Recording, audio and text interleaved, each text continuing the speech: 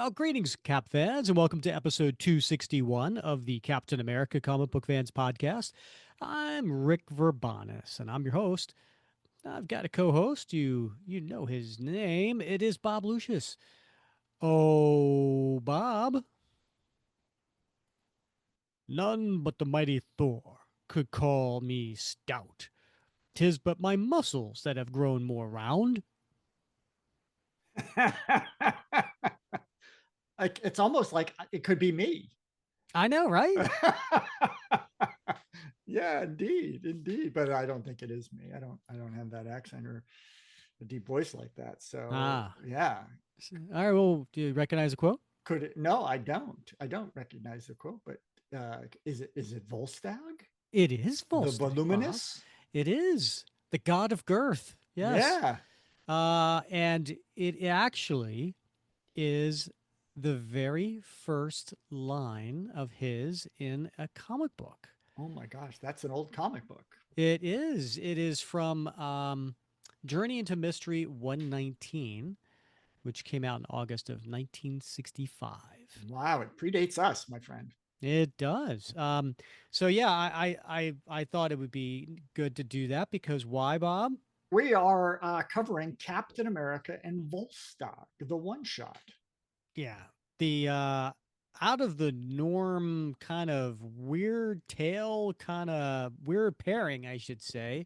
Yeah. Yeah, but this was a comic you had read and you said, Rick, we should cover this. And I checked it out and I actually really I did. I enjoyed it. So that is what we are covering today. But yeah, I think that would be great, right? If our muscles just grew more round.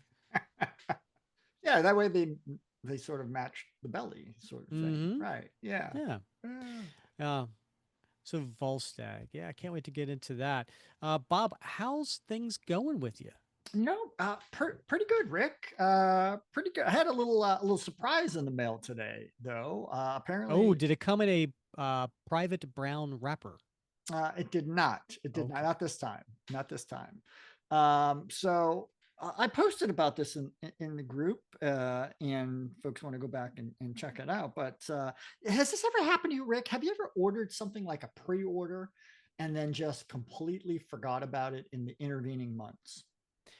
Not too often, but yeah, Yeah. it's a nice little surprise. Yeah, I think some folks and probably our listeners or some folks in the group have probably had that experience where like they put in a pre-order and it's just been an interminably long time before the item ever actually produces and ships. And so today something like pops up on my doorstep and I'm like, what the heck is this? And then like vague recollections as I open the package, and it's this action figure, Mezco Toys, Uh-huh. Captain America Silver Age edition figure.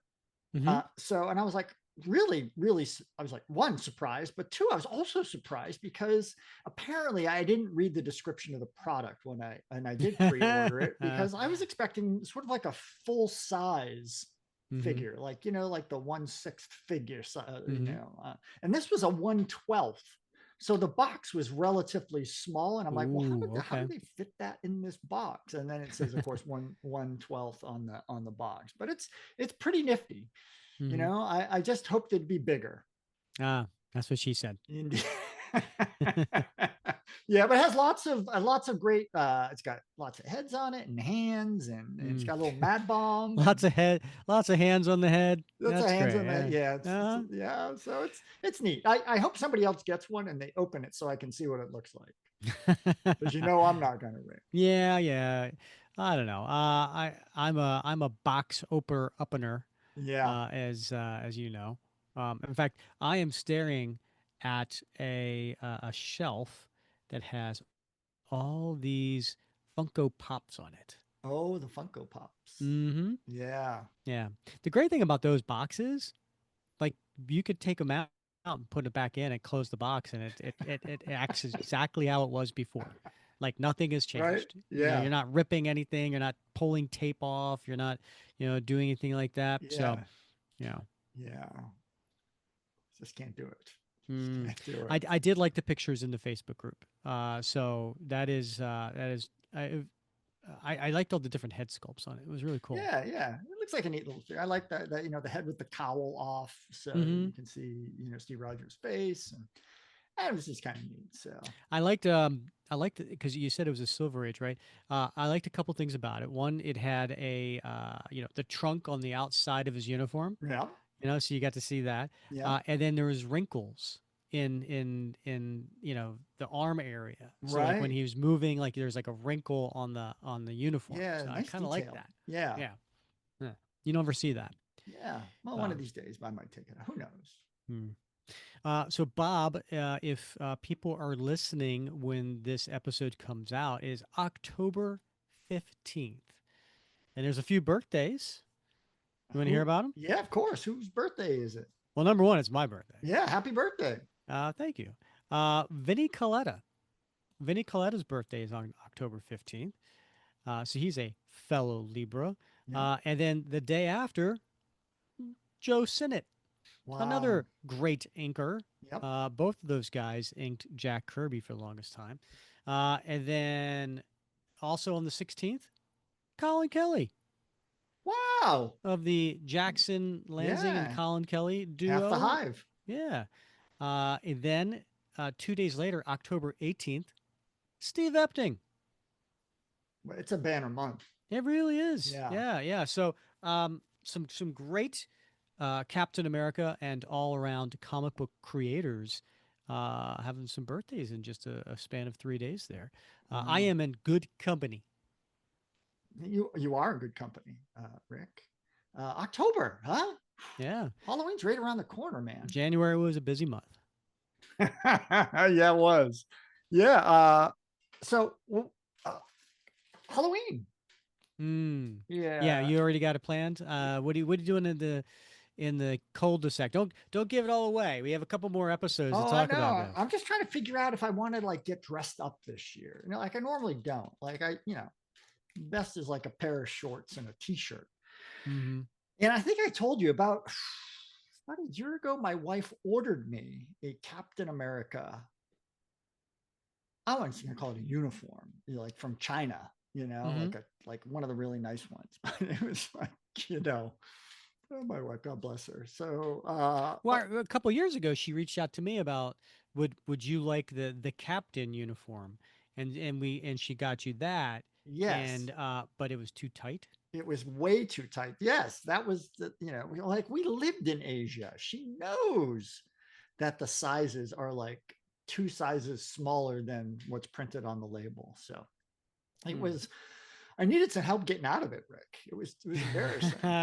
So and it wouldn't be any better now, I can assure you of that, Have your so muscles grown rounder? exactly. Yeah, I should go as Volstagg this Halloween. So uh, oh, I don't I know. can join you and be of the Warriors too. Yeah, Warriors too. Man, I would Yeah. love to do it.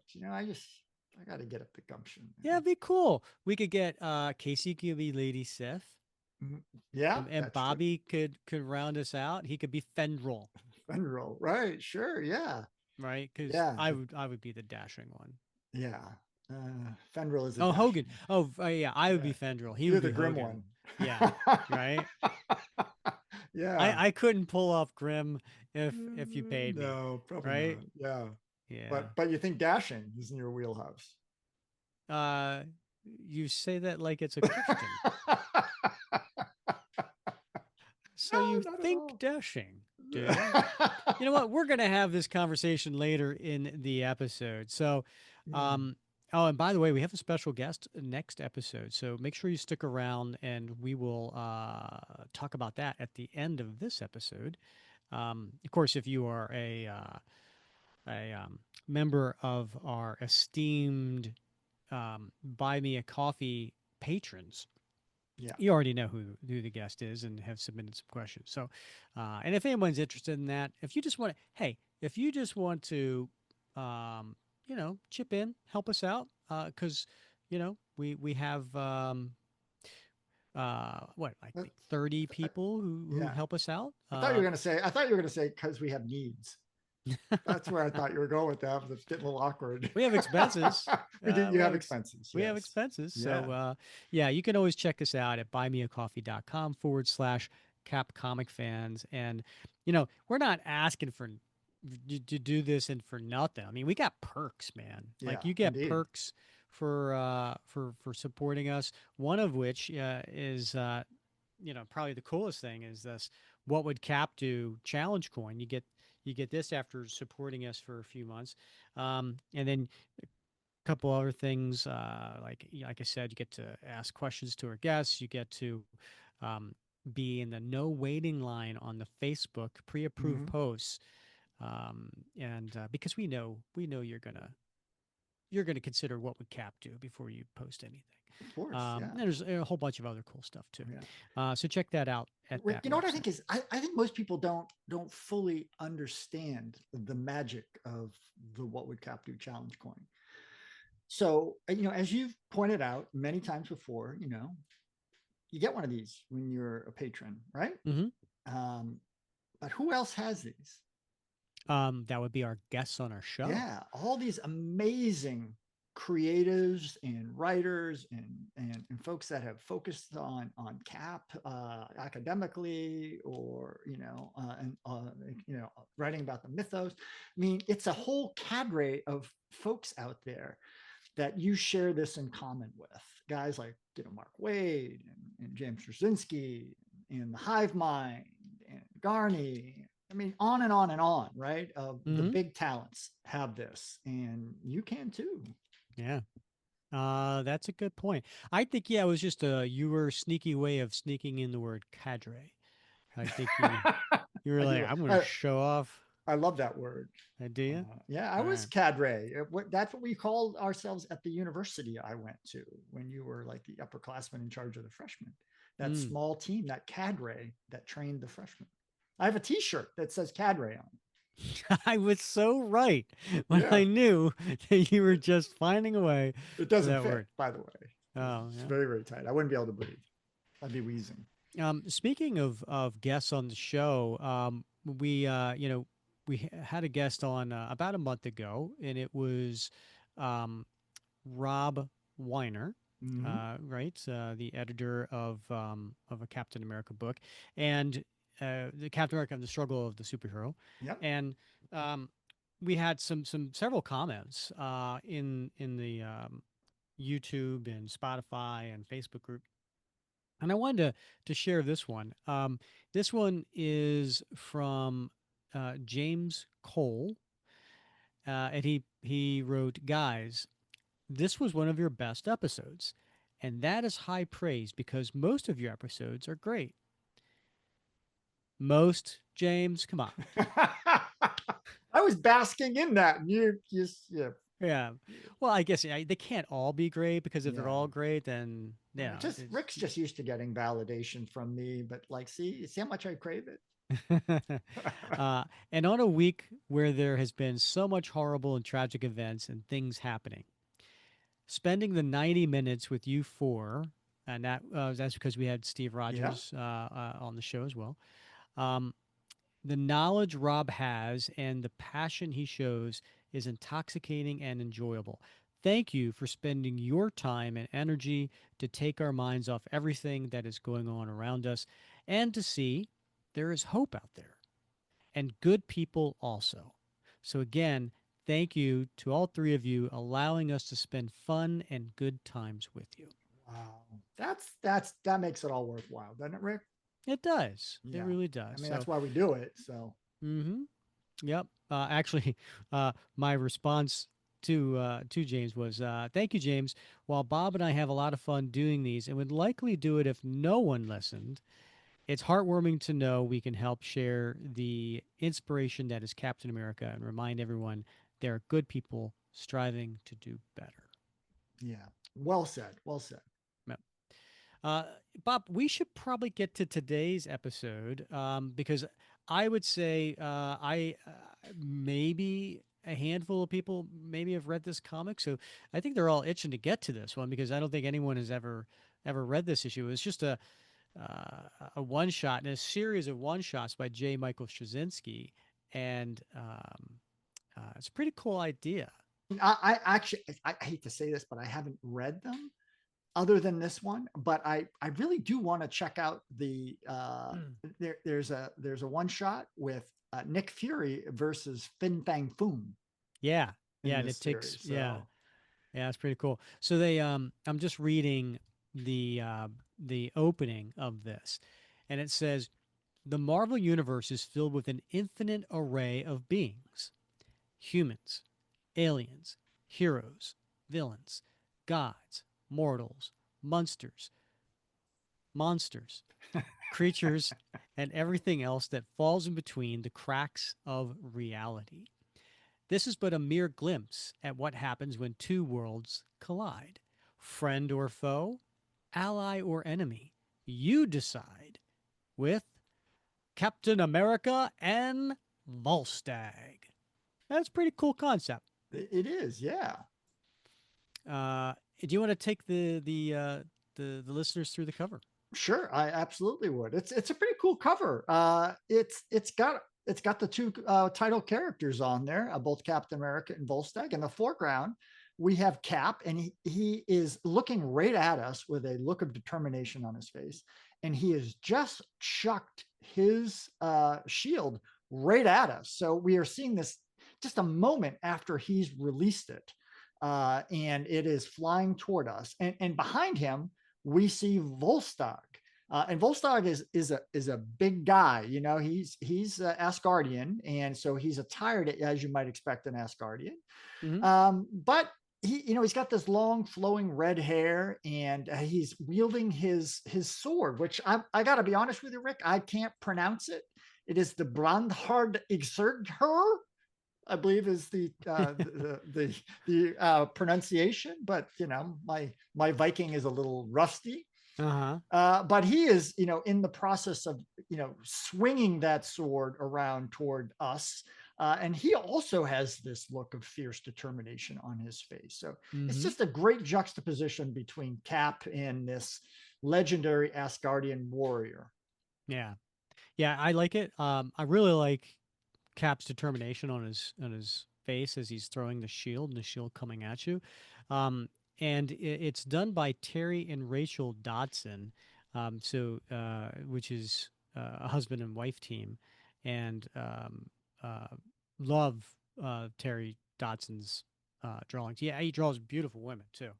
I And they thought you were have going to say he draws beautiful utility belts because Cap is sporting a fabulous pouch utility belt yeah, on this yeah, cover. it's pretty nice. Yeah, I probably need to reach out to him see if I can get him to a Madam Hydra. yeah, Yeah, that makes yeah. sense. Um, so getting into the creative team, so we did talk about the writers J. Michael Straczynski, and that is interesting because he is coming off of his run on Captain America, right? I think he did a little over a year and a half, and so then he's got these series of one shots with these really odd pairings, and if you want to hear a really good interview, we had J. Michael Straczynski on the show back in episode 178, which came out about a year and a half ago, right around the time Captain America #1, the new series came out that he was writing. So check out episode 178 for that discussion. Um, but anyway, I'm really he knows Captain America, but he also knows Volstagg, right? Because he was a longtime writer of Thor. So back in 2007, he launched a brand new Thor series, and that went for a couple of years. I want to say, well, at the end of 2008 is when so maybe about a year and a half or something like that. So he obviously did the character Volstagg and was very familiar with them. And there'll be a couple of things that crop up in this story, I think, that is a nod to not only his Thor stories, but also other Thor stories. And we'll talk about that. Um, So anyway, I thought that was kind of cool that he's got this character that he obviously has a strong interest in Volstagg, and also talking about Volstagg a little bit. So as I mentioned, his first appearance. Well, he actually, I don't know, he has like two first appearances, if that makes sense. So in um, August of 1965, um, Journey into Mystery 119. But that takes place in a different time period. His first appearance in modern Marvel was in Thor 128, which came out in May of 1966. So some people, I mean, I think universally it's known as Journey into Mystery 119 as his first appearance, but some people like to think of it as Thor 128. Anyway, you mentioned on the cover, he's a big man. Okay. Yeah, yeah, he is. According to the things that I have here, he is 6'8". Okay. Okay. Now, you weren't talking about height when you said he was a big man. No, but I Uh, would have guessed I would have guessed taller than 6'8". okay. Well, it depends Yeah. on the artist, right? Yeah. Well, sure. Yeah. So for reference, Steve Rogers is 6'2". Mm-hmm. Uh, take a guess on his weight. I think we all Uh, kind of know, right? I couldn't tell you. 235. Very close, 240. 6'2", 240. Yeah.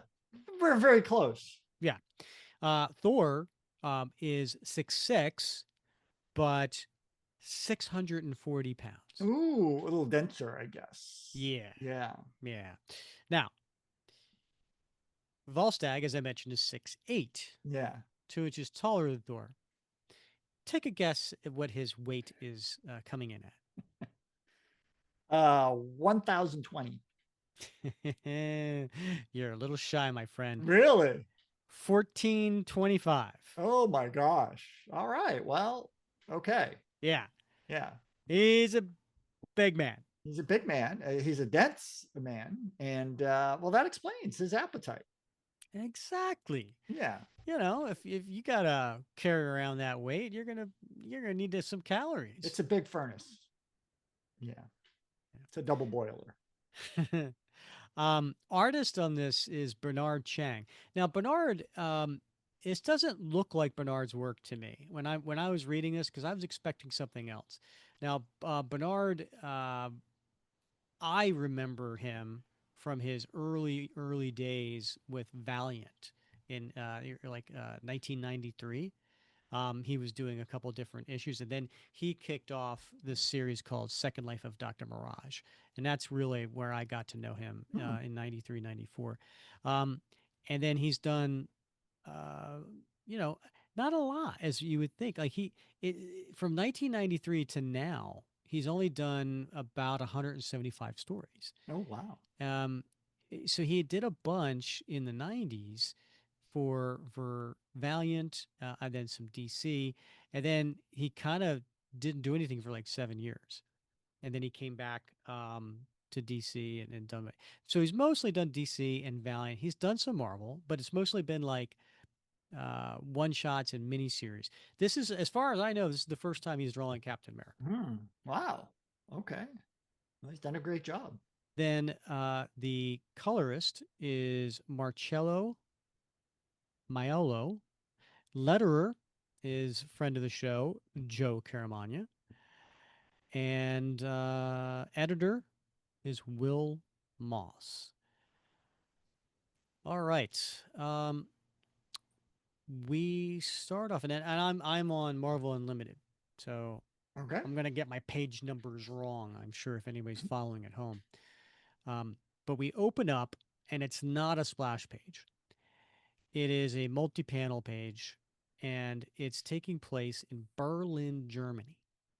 And there's it's a car chase scene in downtown, and there's this small car that's weaving in and out of traffic, and there's a police car following it, and Captain America on his motorcycle, and he is got a determined look on his face with a shield on his back, gripping the handles, and um, that brings us into this ongoing chase scene that just starts with a bang. Suspect sighted. We are in pursuit. Herding him towards your position. Copy that. We have to stop him before he can reach the opera house and detonate the bomb. Can you get there in time? Yes. And then we see a close up of the bomber, and he looks a little maniacal. Bob, He does look crazed. Yeah. how much time's left on the clock? 2 minutes, 54 seconds. Yeah, it looks like 2 minutes 64 It seconds to does look me. that. But is that like. And I was hoping maybe there was like some sort of military thing. You could tell Yeah, me. it does say 64, but I just didn't want to admit to that because it makes my head hurt. Right. Um, and next page, the police are chasing, and we get to see the inside of the car and the driver. How would you describe the driver, and what is he wearing, Bob? uh, he looks like he's wearing a members only jacket, Rick. And he's got driving gloves on. You know those great fingerless driving gloves? You need I those. had those Did you? gloves back Yeah. in the day. Are you kidding me? Yeah. You In got to the grip in the that late wheel. 80s, Yeah. mid to late 80s. Oh, I had those. I also used them. They were the same ones I took to the gym. They pull double duty for you? Yeah. Wow. All right. And there's a bag full of explosives. It looks like dynamite strapped to some Yeah. sort of countdown clock, which no longer says 264, and now it says like 105 or something. Yeah. We lost some time there. I have lost some time. Yeah. Cap is redlining it as he's chasing on the motorcycle, and he all of a sudden hits a sports car. Um, it looks like it wasn't parked, and he jumps it, like goes over the hood, and uses the motorcycle to jump in the air, and he is it looks like 2 stories in the air, and so that he can land on top of the the bad guy, and then out of nowhere, what happens, Bob? Boom. You see this? The bike is enveloped in this rainbow of colors. It's like the Skittles. It is. Taste the rainbow. And next thing you know, next page, he's on the Rainbow Bridge going to Asgard, and he lands pretty uncomfortably. Yeah, it's a lot of bap, bap, bap, bap, bam. And then Cap says, "Ow." But who is it that greets him? Oh my goodness, it's Lady Sif. Yeah. And so she's, what would you say she's wearing, Bob? How would Well, you describe it? it's a delightful combination armor and mini skirt ensemble. But it's in a crimson and a gold combination, and she's got her helmet on, which I don't know. I couldn't describe an Asgardian helmet, but it covers her cheeks, and wraps across her forehead with a big red ruby stone on it, or garnet Mm-hmm. maybe, but and then a big fur collar and cape to go along Mm-hmm. with it. It's very becoming. Yeah, it is. It's fetching. Would you say it's skin tight anywhere, Bob? No, it seems relatively. It's fighting comfortable, Rick. So, Lady Sif extends her hand to the fallen Captain America, who's now in a demolished bike that has got multiple pieces all over the ground. Apologies, Captain. Crossing the Rainbow Bridge at high speed, your inertia continued unimpeded to this end. I feared that if I separated you from your vehicle, the impact would be even worse. That's not my main concern right now. Wait, you can do that? Separate a rider and his vehicle? Yes, the system is very precise. Why?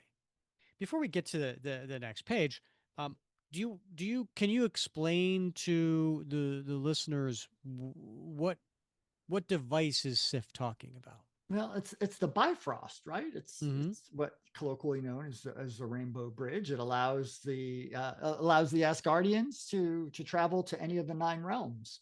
Mm-hmm. And then she uses a sword, right, Yeah, right. to make it work. It's like a key. Sure. Mm-hmm. Yeah.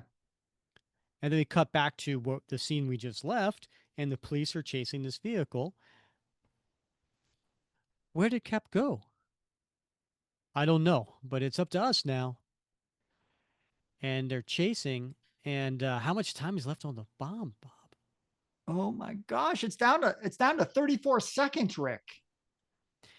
And the driver sees these stairs leading up to the opera house and zooms up the stairs. Oh my God, we're too late! And he jumps the stairs, and his vehicle is in midair, and he yells out, "Die, all of you!" And then what happens? Well, and the same thing happens to him, Rick, that we saw happen to Cap. We see this rainbow array of colors around him, but it's just him floating in air. And then the next thing you know, he hits the hits the building. I love this, right? Because you hear like boom, And whereas then the he's next panel, you see him smashed up against it with his face kind of plastered against it. And the people in the opera house kind of turning to kind of, what was that? And then you see him start to slide down. yeah, and I love the sound effect is squeak. Where did you send the car? Your moon. Good. At least it won't do any damage up there. And then we cut to the next panel. What do you mean the LRV-3 has been in an accident? The lunar rover hasn't even moved since 1972. How could it get in a collision with a black four-door late model sedan, which exploded on impact? Have you been drinking? Not yet, but I have plans. And we cut back to Sif, who is picking up pieces of the motorcycle. I will have this repaired within the hour. Thanks, Sif. I should probably talk to Thor, find out why he brought me here. Is he outside? Not exactly. And he goes outside of the Bifrost Bridge reception area, and he turns to hear a gigantic burp. Welcome, Captain. Volstagg. I thought we might dine here in view of the stars and skies and galaxies. But the air along the Rainbow Bridge is always unusually crisp. Something to do with free eons, perhaps, or ozone, which makes me rather peckish, so I started without you. Also finished without you. Might be some bread left somewhere. And who do we see, Bob? Well, this is Volstagg. So he's seated on what appears to be a picnic cloth spread out on the ground, arrayed with all sorts of empty dishes and bones. And he's drinking out of a very large goblet, and he looks quite satiated. Yes, and there's a whole bunch of kind of empty bowls and glasses and plates around him. No matter. We shall adjourn to a more lofty venue where you can change into something less garish. And then he takes the uh, the picnic blanket, as you mentioned, with Yeah, everything on it, and he just tosses it over the bridge. tosses it right off the Bifrost. Yeah, And Cap looks at it, and he's not happy. You know what I would have done? I would have said something. yeah, pick that up. Yeah, And who knows where it's gone, I know. right? Yeah, that's one thing about I cannot stand. Cannot stand is littering. Yeah. Cannot stand it. I I I guess it was beaten to me as a kid, but there is absolutely no excuse for littering. It is just pure laziness, but to me, it's worse. It is a complete rude and disrespect for wherever you are. And I just I don't have any patience for it, and I get angry about it. Do you look at them in a single tear rolls down your cheek Maybe as you that's see what it them? was. Maybe it was the 1970s Iron TV Eyes, that was it Iron? PSA commercial. Right. Yeah, Yeah. yeah. I do. That Yeah. probably had a big deal to Do you do remember with it. those? I remember those. Yeah. Yeah, I show those to my class. Actually, I show a couple of those to my class at one point in the classes I teach, Hmm. because we talk about some of those issues. And of course, I point out that that guy was not an American indigenous person; he was Italian. Uh, But but why would you do that, Bob? What's the point? What is well, the point?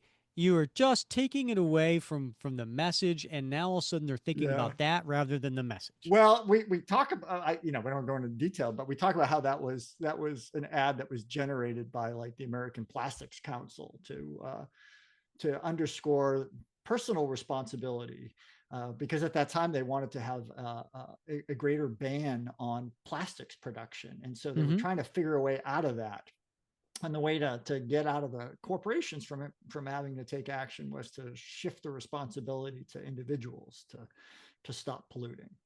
Well, they should have done that regardless. Well, they should have. Yeah, You know what I absolutely. mean? Like Yeah. I'm just I get angry and I will get on a soapbox and I will preach and yes, I will judge.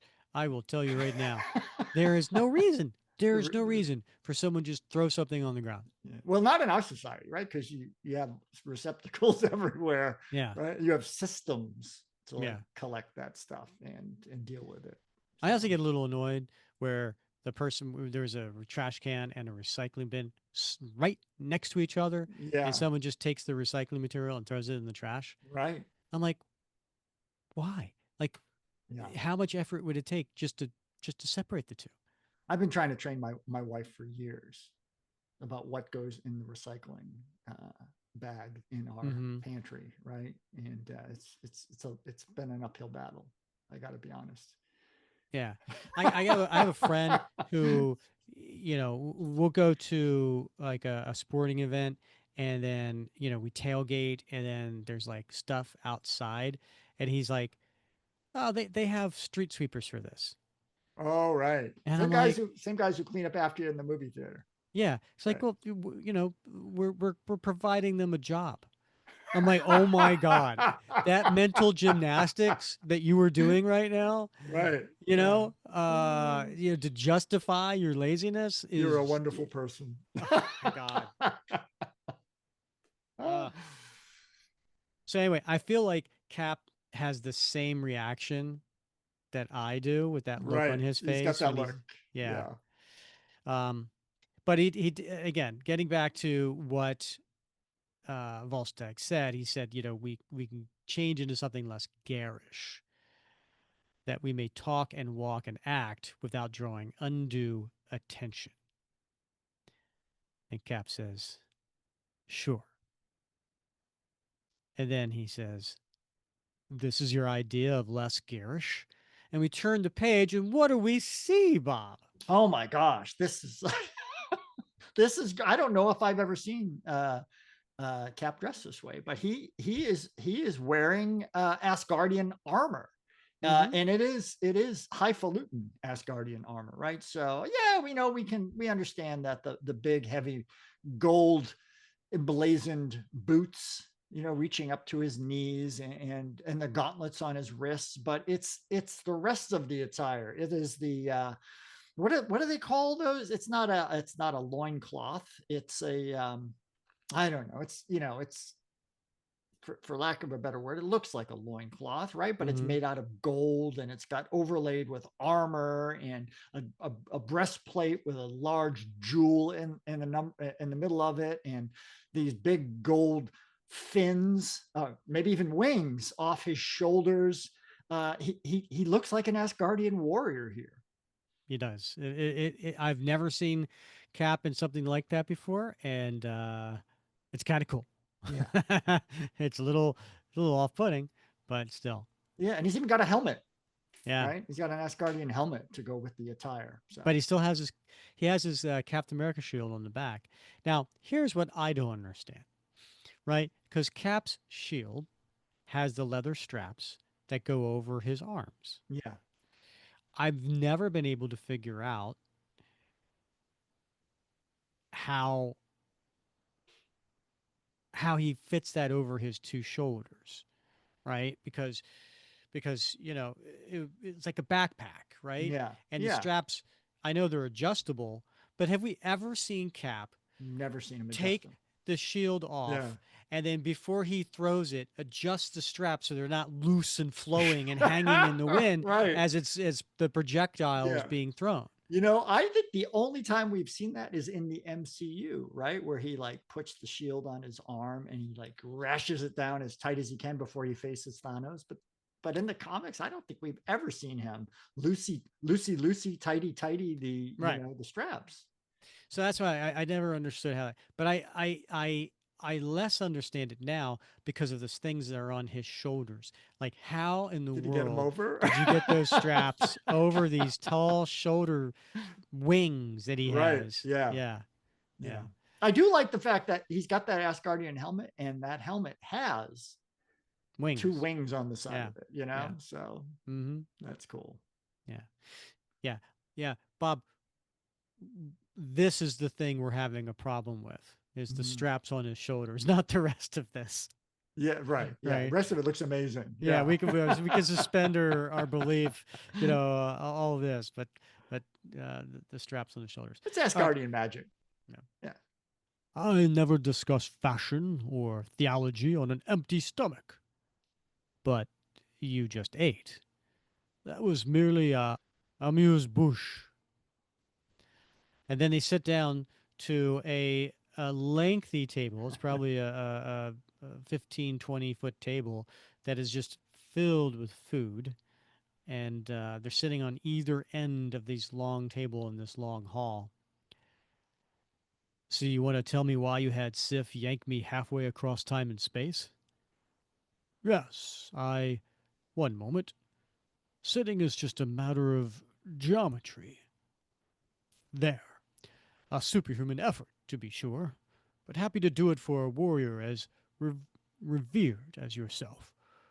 Not coincidentally, it is in that vein that I require your assistance. I would call you to battle, Rogers. I appreciate the compliment, Volstagg, but why do you need me? Why not ask Thor or any of the other warriors three?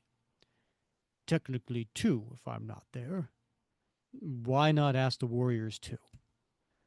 Because it is a private matter. This may surprise you, Rogers, but from time to time, on rare occasions, I have used the Rainbow Bridge for my own purpose.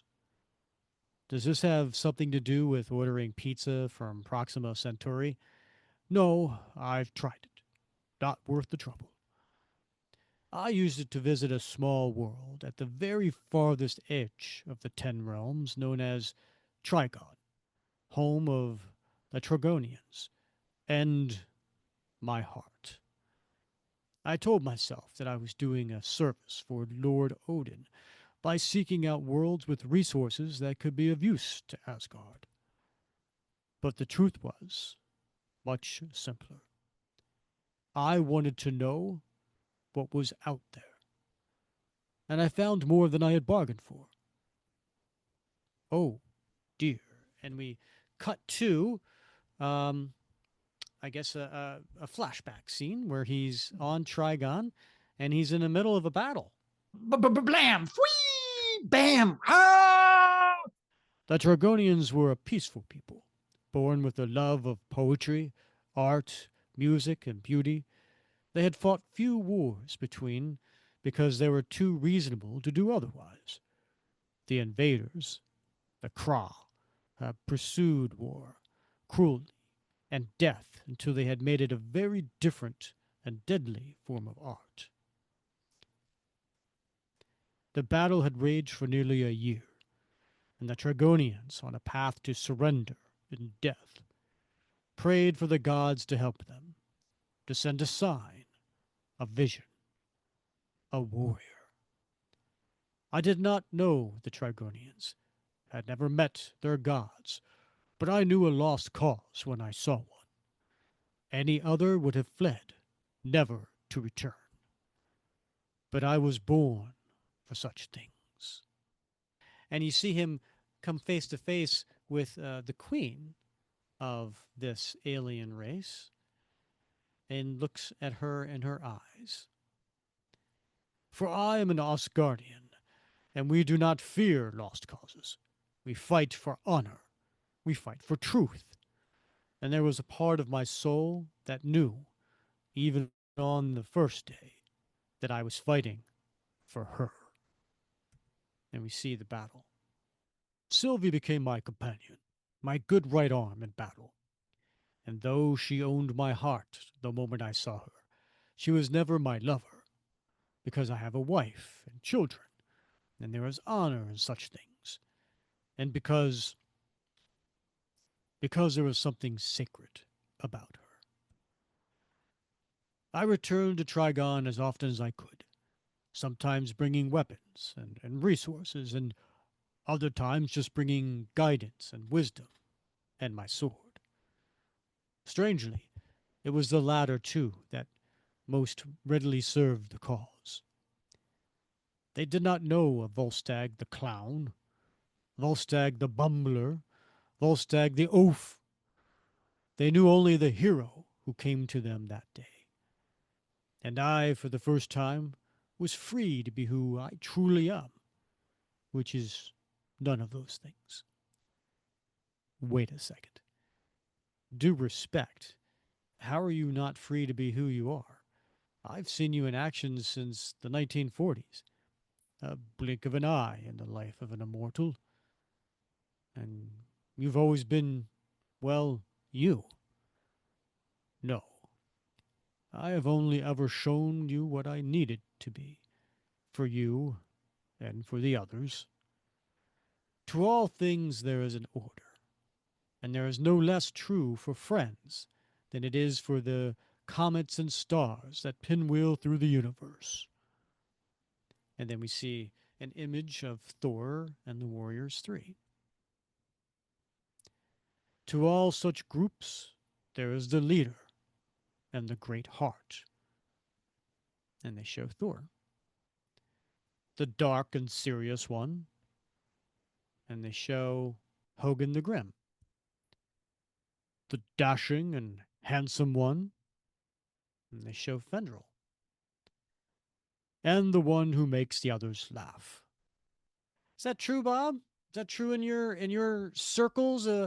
There's a leader with a great heart. Then there's the dark and serious one, and there's the handsome one, and then there's the funny one.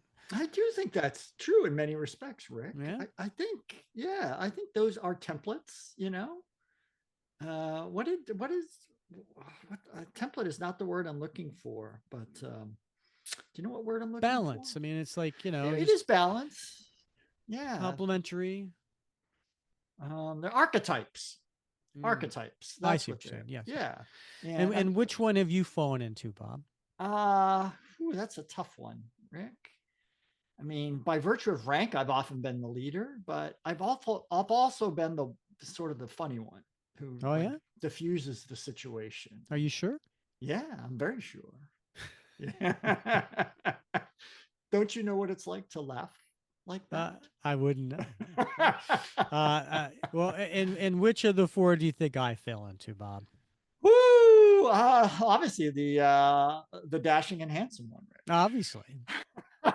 Thought we covered that ground, yeah, right? yeah. No, I've always been the funny one, Yeah. because I'm not the tall, strong one, and so therefore wasn't going to make the dark, brooding one, and I've been the leader, but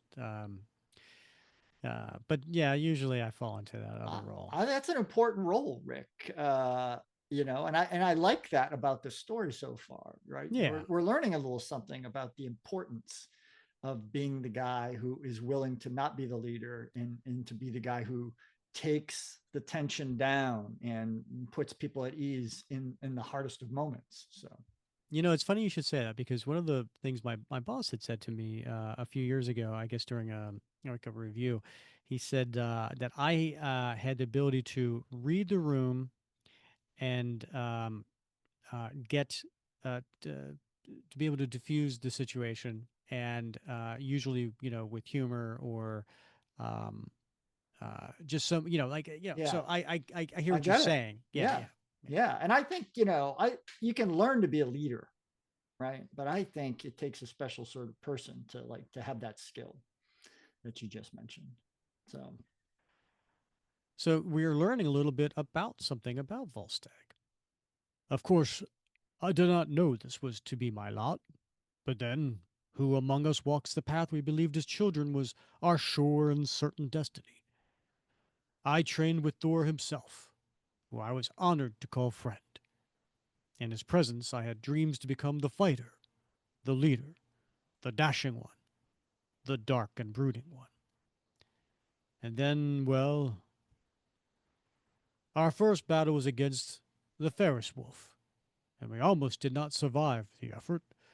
We tripped over each other time and again in our desire to prove ourselves, to be the hero, to be the one. So I chose not to become the one. I became the other one. When we fought Mangog, the battle was fierce, and I suspected that Mangog had laid a trap for the rest at the end of a tunnel, where they would be ambushed. I knew that the fire was upon them, and they would not listen if I tried to warn them, so I used my size to block the tunnel, so they would be forced to go another way. I did as much in other battles, seeming to fall into the hands of the enemy, drawing off their forces and allowing the others to advance. In battle, you learn the importance of bringing down the biggest target first, so I became that target, that buffoon, that easy prey. Then taught them the error of their assumptions. But it was I who went into Hades and fought Mephisto for Thor's soul, and the stars themselves trembled. That was a day. And he takes a sip of wine. But I am no fool, and he tosses the chalice. I am Volstagg, of the Warriors Three.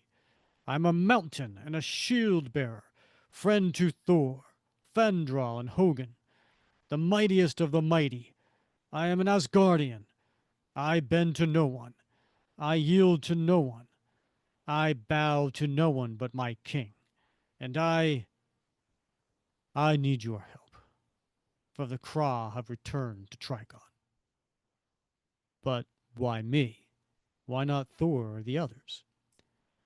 Because I would not have them know of my life on Trigon, and wonder why I have held this secret.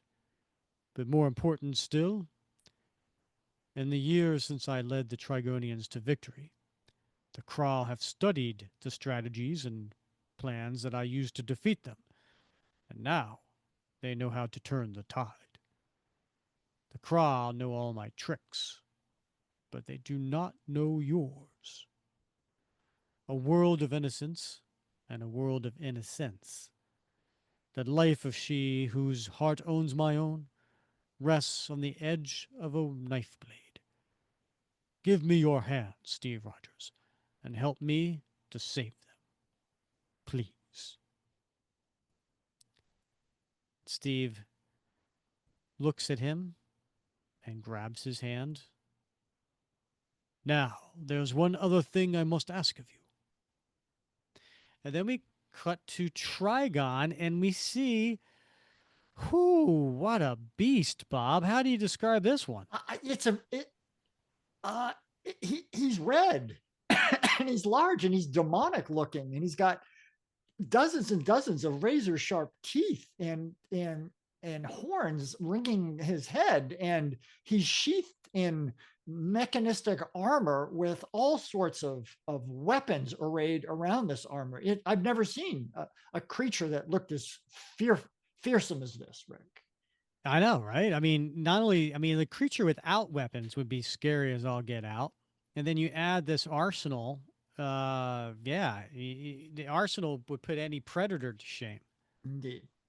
And the queen speaks to her troops. Hold the line. Volstagg will come. Sylvie, you have been saying that he will come. It's too late. It's no, never too late. Dearest. And then it's the two of them showing up at the bottom of the Rainbow Bridge. And Cap says a funny, Bob. He does. Should one of us say ta-da? Silence, mortal. You've returned. Yes, I have brought help. One who knows the ways of war even better than I. Ways that will surprise and defeat your enemies. He, the war will attend to itself. Come what may, live or die, I care only that you are by my side and that I am by yours. And she takes his hand and kisses it, Bob. And then holds it to the side of her face. I mean, there's no more loving gesture than that, Rick. Sylvie.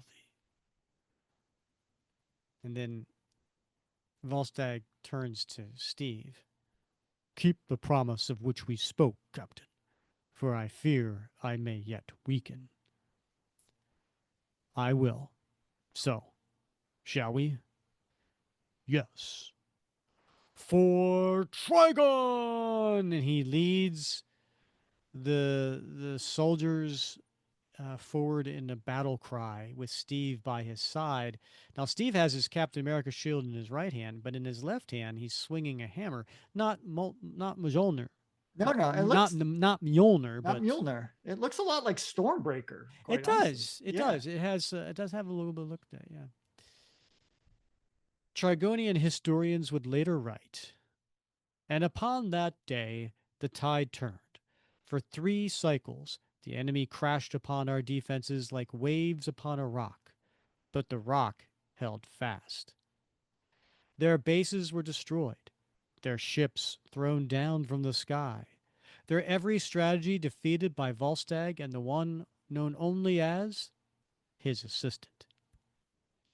And that's a nice double page splash of them battling. And at the dawn of the 5th cycle, their ships departed for the stars, but not before great tragedy struck. And we see several of them swarming Volstagg. Where is Volstagg? My lady, there will be celebrations tonight in his name. Oh, and yours as well, of course. And I hope that this time he will not turn from my kiss. And I'm sorry, my lady. The mighty Volstagg is dead. What? No, this cannot. I killed by an enemy dagger during his last struggle against 20 of the enemy. With the last of his strength, he picked up all 20 and dove into the reactor of one of their ships, causing it to explode. It was this act of mad courage that led the crowd to depart. And you saw this with your own eyes? I did, my lady, but he was too far for me to reach before the end. Then he is gone. Yes. I'm sorry. Is there anything I can do to. No. There is nothing anyone can do. She must be free to find love on Trigon with someone deserving of her affection. But I cannot walk away from her on my own. You must do this for me, Steve Rogers. You must do this for both of us. So now we know what Volstagg asked of Steve off panel. Are you sure you're going to be all right? In time. But that day is not this day, or tomorrow, or the next. I will bear this for as long as I must until I can forget her. You really think that'll happen? No. Ah. But one day perhaps my heart will let her go. That will be enough. we should get your uniform. And before I go, a question. I noticed ever since I got here that you're not talking the way I'm used to hearing you talk. Very, I don't know, Shakespearean. Why? We learn how to speak a language from the ones who teaches us. Thor and many other Asgardians learned yours from a mortal we brought here many years ago. He said his name was Chaucer. Who's Chaucer, Bob? The author of the Canterbury Tales, Rick. And you? Where did you learn it? And then we see the next page where we hear Volstagg learned how to perfect his English. Are you sure this will work? Of course, Ben. Consider it my parting gift before I return home. And who is it, Bob? It's Benjamin Franklin, Rick. Yeah, and it's Volstagg wearing a hat a, very tri- similar. It a, looks like tri- it's, a tri-corner hat. yeah, it might even be uh, Benjamin Franklin's. It might Because indeed, yes. yeah. Let the wind carry the kite and the key, and you will discover something astounding. Well, if you say so. So just over by this tree, then? Yes, exactly. And then Franklin walks off panel. Good fellow, that one. There, there, and he points to the sky. And there's a big noise Boom. and a big flash of light.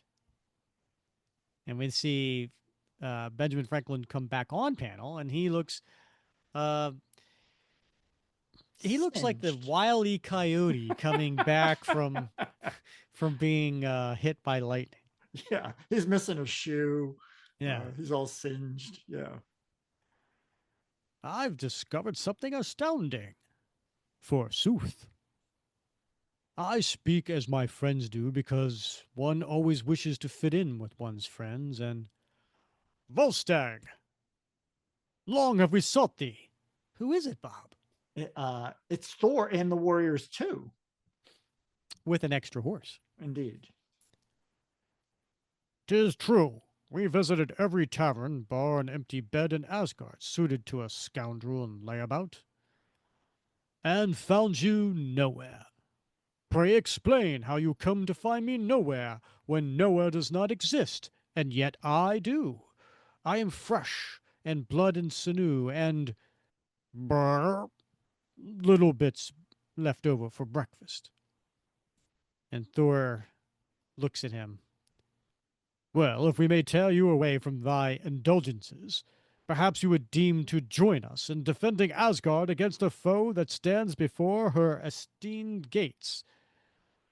Indulgences? The Lion of Asgard stands, and he gets up on the horse, perhaps crawls a bit. At thy service, let all who see me quake in fear. Oh, of this we have no doubt. And who is this then? Another in search of ale and food and noisome pleasures? And they look at Steve, but they don't recognize him in that Asgardian armor. Him? No, no, no. No, he is merely a friend. Onward to blood and glory, and let he who first cries surrender be fed to the frost giants. And his horse goes up on its hind legs and probably makes some sort of noise, Bob. And then they run off. I feel bad for that horse. He's a stout horse, though. 1,425 pounds, though, Yeah. man. That's an Asgardian horse. Yeah. And Steve lifts up his helmet and watches him ride off. And he refers to Volstagg as the Lion of Asgard. And then we, I guess, move a little bit of time ahead, and we see Steve back in his uniform. He's got the shield on his back, and he's got the motorcycle there, and he's about to get on it, and he's talking to Sif. Thanks for fixing her up. I made some improvements. I'll bet. Thank you for helping him, for helping both of them. I was glad to be able to do it.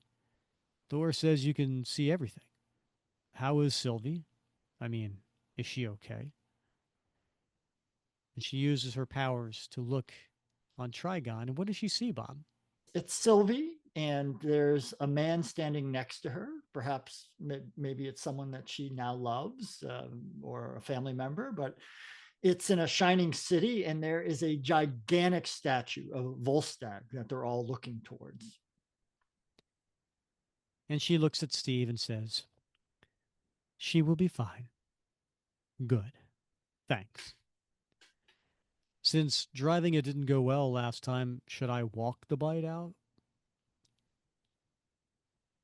Since driving it didn't go well last time, should I walk the bike out or no? You may ride it away. That is one of the improvements I made. And the others? You'll discover with time. He's a good man, Volstagg. Yes. Keep an eye on him. I see all. Right. Take care, Sif. Ride safe, Captain America. Ride true. And the last page is a big old splash of Cap on his motorcycle riding down the Rainbow Bridge. The end. What'd you think, Bob? I love this story, Rick. Yeah, what was it about the story you Oh loved? man, there's so much about this I love. I love that we get like a deep dive into Volstagg as a person, and we see a side of him that doesn't normally get seen.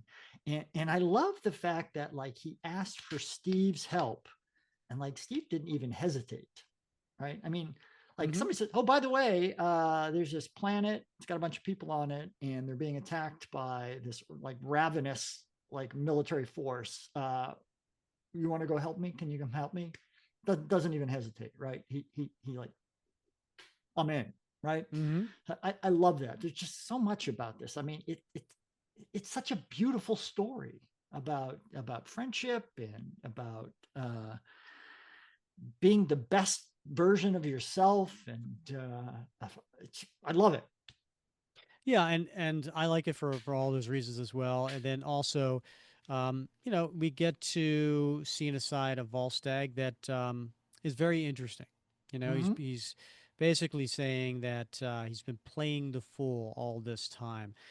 Bit of a retcon, if you will. But and he actually even uses some stories of like the time he got caught in the Yeah, in the entranceway. He did that on purpose to protect his friends. yeah, um yeah, a bit of a stretch, but I like the idea behind it. I do too. And yeah, I enjoyed that. And there were some other parts I guess we'll get into as we go through favorite panels and things like that. um, yeah, I liked it. And the other thing too is, which is interesting, if people want to check out, there are many other one shots that we talked about. You already mentioned the Nick Fury and the Fing Fam Foom, but there's some others here that are pretty interesting. So Hulk and Doctor Strange, okay, but maybe that's not going to be too weird, right? They're in Yeah, the Defenders sure. together. Yeah, they know each other. Uh, um, and then you've got, but Doctor Doom and Rocket Raccoon. Okay, that's a mashup I didn't expect. Yeah. And then you have Ghost Rider versus Galactus, Okay. and and then you have Spider-Man versus the Marvel Universe. So these are all pretty interesting. I, I, but I don't know. I mean, I think the two most like weird, like unexpected, is Doctor Doom and Rocket Raccoon and Cap and Volstagg. Sure. Yeah. Although the Nick Fury and Fing Fang Foom is, I think he might have gone up against Fin Fang Foom before, if I recall at some point. I don't know. mm, Anyway, cool concept, Yeah. fun story, and be interested to check out the others. Yeah. All right, Bob. I go first. Okay. Favorite panel.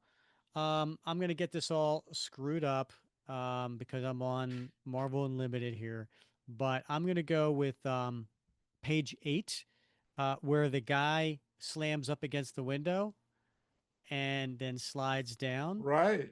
Right. I don't think that that would have happened in real life. I think it would have ricocheted off the glass Yeah. because of that inertia. If it Right. didn't break the glass, right, he would have Right. bounced, I Sure. think. Yeah. But it's comical, It is. and I would gonna, and you just don't see that in a Captain America comic. So Yeah. therefore, I want to do something different, and that's why it's my favorite panel. Yeah. It's a very Wile E. Coyote, Yeah, yeah, right? Yeah. yeah. We've seen that a few times, right? Yeah. How I about you? love. What's your favorite panel? Well, it's a couple pages earlier than that, Rick. It's when Cap lands on the Bifrost on his motorcycle and crashes. It's that third panel, the middle panel of the page, Uh, where he you says, see "Ow." that. Yeah, that's the one. I love that panel. It's very plain. You just see a wreck of a motorcycle. You don't even see Cap, and you see the word bubble, and it says "ow." And I But love this. how it says it, right? It's how It's it says it. it's like almost like lowercase, Right. and like it's just a quiet kind of ow, Yeah, not like a scream. right. Yeah, and Yeah, it's just a reminder, that Steve he's a human being, man. He may be a yeah. superhero. He may have these, enhanced powers, but he still feels pain. And that was a painful crash. And so, yeah, I love Mm. that one. What's going on your T-shirt? Oh, let's see. T-shirt. It's got to be that last page, Rick. No, no, Yes. no, no, No, it has to be that no. cap on the Bifrost. Riding easy. Yeah, that's just, man. It doesn't get better than that, It doesn't. And right? I mean, I'm actually wearing a cap on a motorcycle T-shirt in honor of this story tonight. But no, you stole that from me, and I don't have a backup. Oh, But I had a secondary reason why I would want to put that on the T-shirt. yeah. Go for it. Well, I mean, it's the Rainbow Bridge. It is. It is the Yeah, Rainbow Bridge. yeah. And I think that would look cool on a T-shirt. It would. And I don't think you would be able to wear it down in Florida.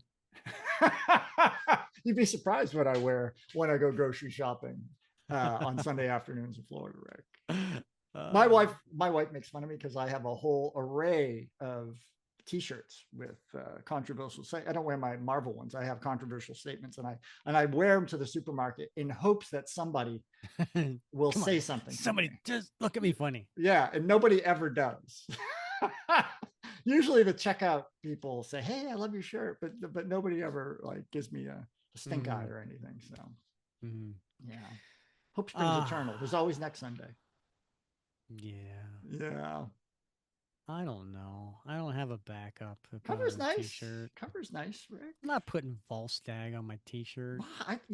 Look, my backup. Look, my backup was the Warriors 3 Mm-hmm. plus Thor. I don't know what Mm-hmm. page that was. Page 16, right? It was that three Mm-hmm. quarters. I thought that was a great page. And I'm like, Mm-hmm. I don't know. I don't have any Thor t-shirts or Asgardian t-shirts, but I kind of like that. Mm-hmm. And because this page talks about, there's different archetypes in a friend group. And you have a friend group when you're in high school, I'm Rick? not putting that whole thing on my T-shirt though. I love it. No, I don't have to have the people at the bottom, but just the four Asgardians. It got me thinking about like my friend group in high school, right? And like they had all those players. But Lumpy was sort of the Volstagg, right? And then Did you yeah, really call him Lumpy? that was his nickname, Lumpy, right? And Did he so like being called Lumpy? I don't know. He was lumpy, and he slimmed right down after. Fun, great guy, great guy. Love that guy. Mm-hmm. And man, he uh, he's accomplished so much in his life. So really super proud of him. But the Fendrel the Dashing. There was a guy, Danny. Danny was sort of Fendrel the Dashing guy. And then we had, sort of Tom and Jim and the others. They were sort of grim. And I got I was sort of the leader of the friend group. But like they're archetypes. Yeah, Mm, and I think mm-hmm. many people can identify with that, All especially. right, Bob. I'm still trying to figure out what I'm putting on a I was t-shirt. trying to I was trying to Yeah, try to give you time, man. yeah. I gotta tell you, man. All right, I'm going to go on page 9 of the Marvel Unlimited, and it's going to be a horizontal image, and it's a very vast bottom panel, and it's Cap standing there, and you just see from basically just above the chest up, and Mm-hmm. he's got the shield on his back, and there's a large burp, and it says "Welcome, Captain." That is what I'm putting on my t-shirt. All right. Well, okay. You got to have something. That you might as well have that. Uh, That's a good one. All all right. right, I'm my time surprised. capsule. I All get to right. do that one. All right. Do the time capsule. All right.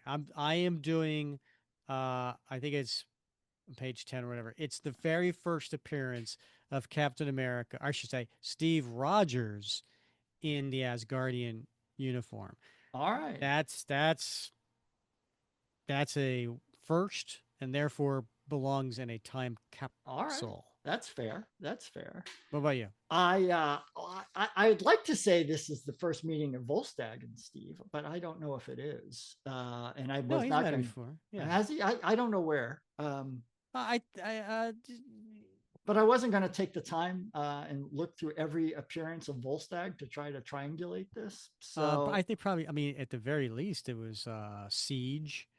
oh, you're right. But You I know, don't know if they yeah. cross paths in those books. But in any case, it's the first appearance of the Trigonians, and that's a little special for me. I got super excited when I saw the Trigonians, Rick, because Mm. I confused them with the Trigons. And are you familiar with the Trigons? Did you ever read the Trigon Empire? No, I had not. Mm-mm. Oh my God. It was the first comic I ever read as a kid Mm. back in the, gosh, it had to have been around 1977, maybe 78. And they Mm-hmm. were published as comic strips in British magazines, the Trigon Empire, the rise and fall of the Trigon Empire. And they went from about 1965 all the way up to like 1982. And I got a collection that was published in a book. I think we got it like Barnes and Nobles or something around the late 70s. And man, it sucked me in.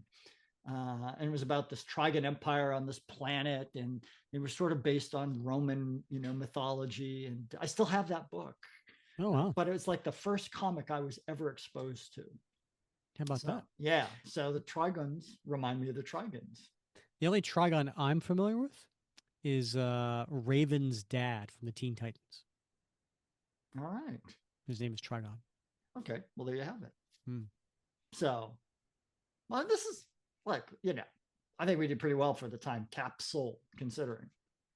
Sure did. Yeah, I'm a little surprised that you went with a first of something. Usually you don't. You usually go with a cultural thing. yeah, That's kind of my thing, but yeah. you know. Well, it is. It's only because it reminded me of the Trigon Empire and how much I loved that as a kid. I reread that thing over and over and over and over again. Just getting back to the story though, there was something I found a little, I don't want to say off-putting, but Okay. out of character. Uh-huh. Uh, Steve lying, He did lie. and then he doubled down on the lie when she said, like, "Did you see it with your own eyes?" And he Yeah. lied even more. Now, I there's no argument saying that it was a good lie, right? It was for a good reason with a good result. Um, but it did seem slightly out of character. Yeah. It's a good I knew you were going to bring this up, and I was wondering about it as well because it does stand out. And it's, I guess it's one of those things where there is a, I hesitate to say this because this may not qualify, but there are occasions when you have to triage your principles, right? And but I think there could have been another way Yeah. right, to deal with this situation. This wasn't one Hmm. of those situations where like, oh, you have to lie to save someone's life, right? This was just a lie to Save someone's feelings. save someone's feelings. Yeah. I mean, I'm So, sure my wife does it all the time when she says, "No, you look good." right. Yeah. But I don't know. I feel like Steve would have challenged Volstagg to be honest with her, Yeah. and that honesty is the right way to go, and it's not the easy path, Right. but it is the right path. And I feel like that was missing a little bit. Yeah. Yeah. No, I that stood out to me as well, and yeah, and rightfully so. Rightfully, I'm glad you brought it up. Hmm. It is not what we would have expected from Steve. Hmm. True. Uh, all right. I know I mentioned next episode we got a guest coming on, Yeah. and this is he actually is a patron of the show. He is a super soldier patron, and he has been on the show before.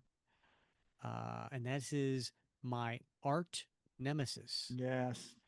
Alberto Gonzalez is joining the us next episode to talk about his his growing Captain America original art collection.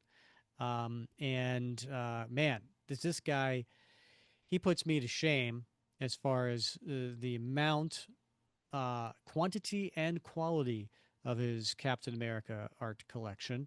And I call him my art nemesis, not arch nemesis, my art nemesis, because we often are battling for the same Captain America art.